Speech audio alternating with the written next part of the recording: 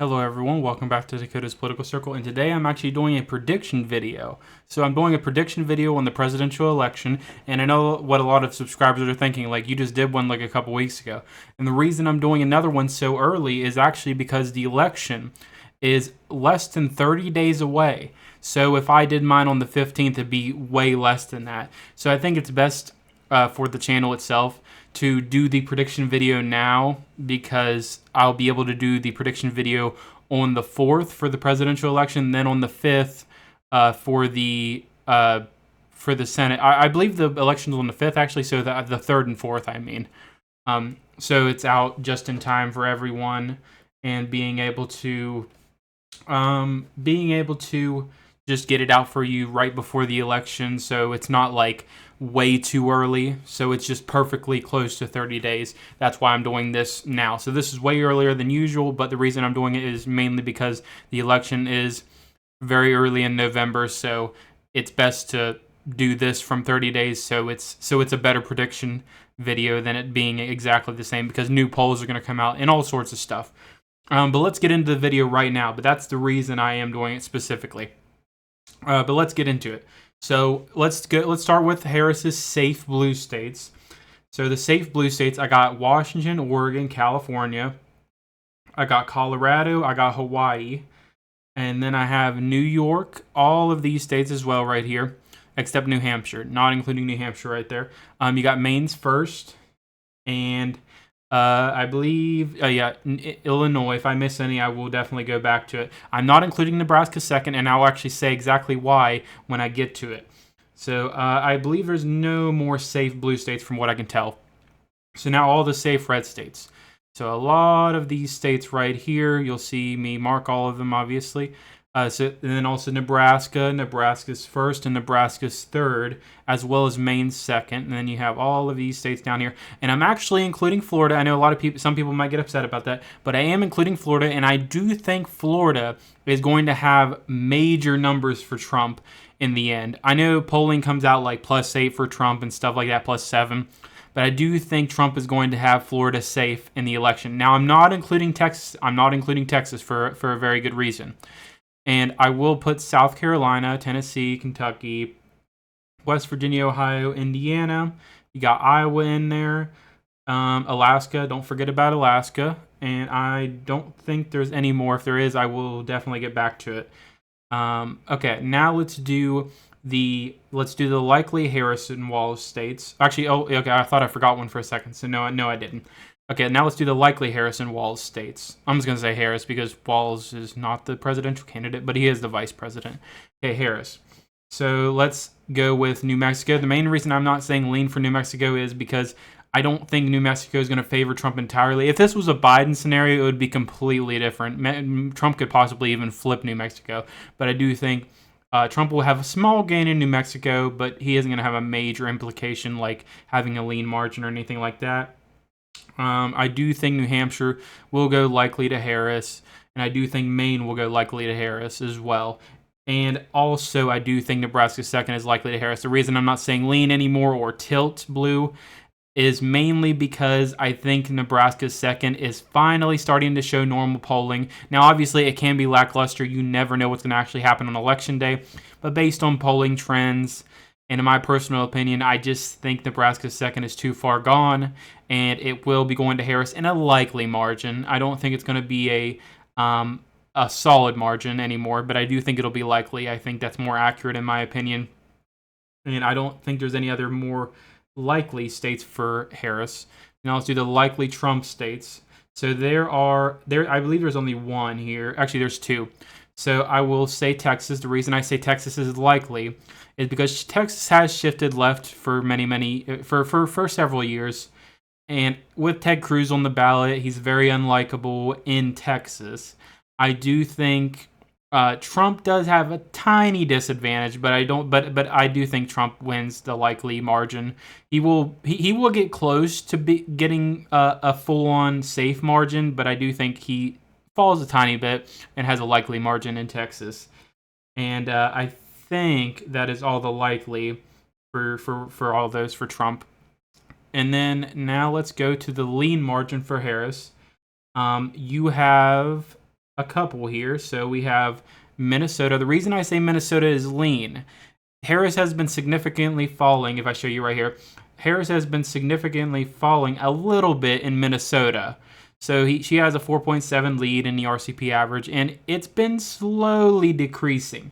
I think Minnesota's finally starting to get back to reality because they don't really care about the Walls pick that much anymore. But I do think Harris still has the advantage in Minnesota. It was a bad thing she did not pick Josh Shapiro, but it is a good thing for Republicans and Trump. But I do think Minnesota will go in the lean margin for Harris there. Anything can change by election day, but I do think it is a lean margin. And then I also have Virginia in the lean column. The reason I say lean, and a lot of people probably would say likely, is because I do think Trump is going to very much shift Virginia into the right-leaning column, but he is going to end up failing to capture Virginia. I do think Virginia is going to be in the lean column because I do think he's going to massively gain in the presidential election, but I do think Virginia is going to be voting for Harris. If this was a Biden scenario, it would be completely different, but this is a Harris scenario because of obvious reasons, because she's the nominee now. Virginia is going to be shifting right. It'll be more right than 2016 because I believe 2016 was a likely margin. So I do think it'll shift more right, so it'll be a lean margin. Okay, now I don't think there's any more lean here. If there is, I will definitely mark it. Okay, now let's do lean for Trump. So there is several. So I have Arizona, and I'll mark all of them and say exactly why. So these three, Arizona, Georgia, and North Carolina. I do have one more, but I want to talk about these first. So the reason I say these three for lean is because I do think all of these overwhelmingly are going to be voting for Trump in the lean margin. Georgia's probably going to be closer than people expect, but I do think it'll still be in the lean margin. Arizona is probably going to be the one that probably has probably more accurately with the polling, so I would say a lean margin. North Carolina will outperform with Trump, so that's going to be a lean margin. And I do think Georgia gets very close to being tilt red, but I do think it'll be a lean margin in the end. I do think the Atlanta suburbs will vote for Harris, but I do think Trump will get back a lot of the rural vote and stuff like that in Georgia. So that's the main reason I picked those for lean. And I can even show you right here, like what's the actual lead. If I show you, so like look at Georgia, you got a 1.5 lead, but I do think it decreases on election day. Now with North Carolina, I do think Trump gets a massive advantage. I mean, he always has a massive advantage in North Carolina. The polls are usually wrong for him. Then you got Arizona right here. He's massively gaining in Arizona, but I do think the polls are going to be dead on in Arizona, so I would say a lean margin for Trump. And then I have one more state in the lean. It's going to be a surprise for a lot of people. I'm putting Wisconsin. The reason I put Wisconsin, and I'll show you right here, I've said it so many times. Wisconsin, I know Harris is leading Wisconsin. I know she's leading in the average. But if I show you right here, if I show you with Biden in 2020, Trump overperformed by 6 points. If I show you in 2016, right here against Hillary Clinton, Trump overperformed by more than 6 points. And Trump won. Trump won the election. Wisconsin is a state that is always heavily favored Dem in polling. But Trump is always underpolled in Wisconsin. Wisconsin is going to be the state that really surprises people in this election. A lot of people are going to go against that in this video, possibly that aren't MAGA supporters. But you got to understand the polling does matter in this instance. Like if you see polling trends that have been consistent for years, it's something you have to look at no matter what. So I do think Wisconsin does go in the Trump column, in the lean column. Wisconsin's going to really surprise a lot of people, and I do think it'll be barely lean, but I do think Wisconsin's going to really overperform in a lot of ways for Trump. Okay, now let's go to the tilt blue column because I don't have any more leans. So tilt blue column, I have one tilt blue. And a lot of people are probably going to be a little bit surprised by this, but I'm not too mad about it. So I'm going to say Nevada. The reason I say Nevada is tilt blue, I'll show you right here. So I'll show you Nevada. So if I show you Nevada right here, Nevada has a 1.1 Harris lead, and that's not the reason I'm choosing it. The reason I say tilt for Harris is because in every election for Nevada, it's almost always been spot on with polling. It's been very almost spot on. Other than 2016. 2016 was an odd one. It overperformed with Democrats, which is very odd. But most recently in 2020, it was dead on. So I do think Nevada is going to be a very interesting one in the end. Anything can happen. It's going to be a state that can be won by like within possibly thousands of votes. It could go to a recount possibly. I think Nevada is a state that could actually go to a recount, even though Trump's probably going to win the election in this scenario anyway. Because I mean, look what I just showed you. Trump's already won the election in this scenario without two more states. But I do think that Nevada will be a state that does get recounted because I believe it'll be razor thin because they do like Harris, but at the same time, I do think Trump's going to perform decent in Nevada. I think it's going to shift a little bit to the right. I just don't think it'll shift enough for Trump to win the state. But anything could change by election day. In my opinion, can also change. And I got these two more states. Trump already won the election in this scenario, by the way. I got two more states. And I'm going to put Pennsylvania in the red column, and I'm going to also put Michigan in the tilt red column. The reason I say that is, I'll show you right here. It's Michigan, it's a little bit iffy for me, but I am deciding that. So the reason I choose Pennsylvania is a theoretical tie right now. Anything can go. If you look at 2020, Biden got spot on with the polling, and then when you look at 2016, Trump overperformed. So it's a state you just don't know what's going to happen, just like Nevada. But the main reason I say Pennsylvania will go to Trump is because I do think Trump's going to overperform in the state. I think he'll overperform in the state just like 2016, and it is a theoretical tie. Remember, Biden had a 1 point something lead in 2020. And if it did theoretically do exactly what the RCP average said, it's going to be razor thin. But I do think Trump comes out on top no matter what in this scenario. And then with Michigan, it's a little bit different for me. Michigan's a little bit different. And the reason I say that is I know Trump does overperform in Michigan. This is a big advantage right here. Trump does overperform in Michigan by around 2.5 points.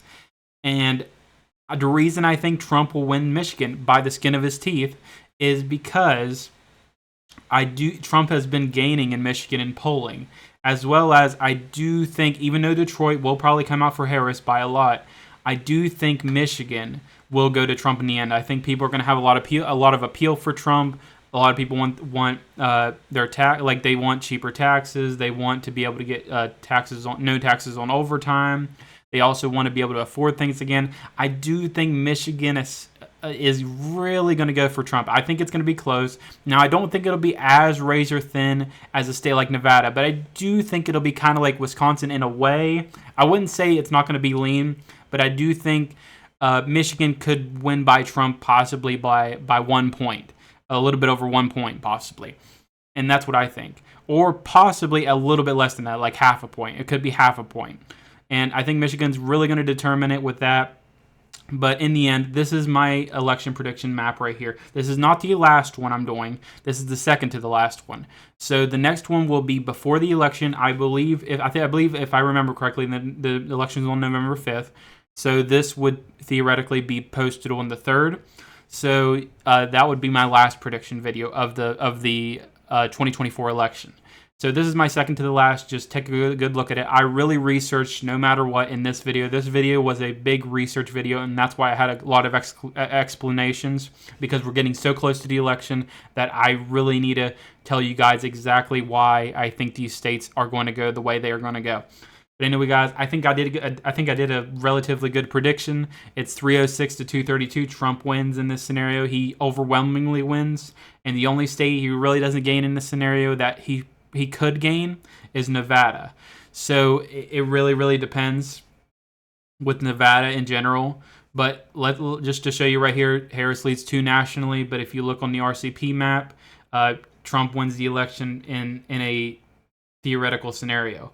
So I do think Trump does overperform in the election. If you look right here, Harris is leading by 2. If you looked at Biden, Biden led by 7, and Trump overperformed. And when you look at Clinton, when Clinton was in the election, Trump overperformed Clinton by 1 point.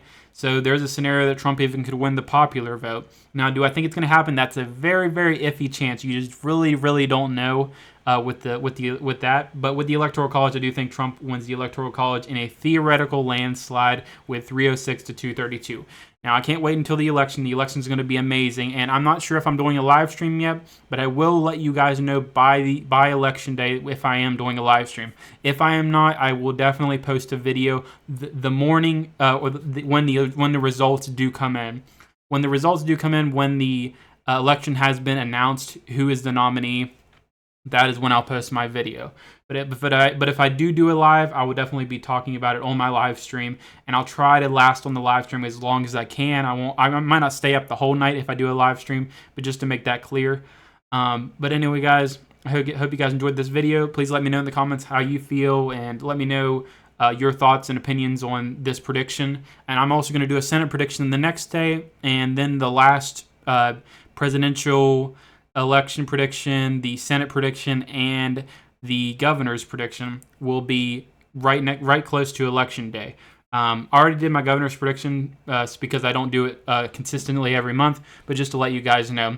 But anyway, guys, I hope you guys enjoyed. Thank you guys so much for watching, and look at my video tomorrow for the Senate prediction. And also, I can't wait until election day. It's going to be incredible. Get out to vote, especially if you're in swing states. Get out to vote for Trump, vote for Republicans. We really need to get this back on track. But anyway, guys, hope you guys enjoyed. Thank you guys so much for watching, and I'll see you guys in the next one.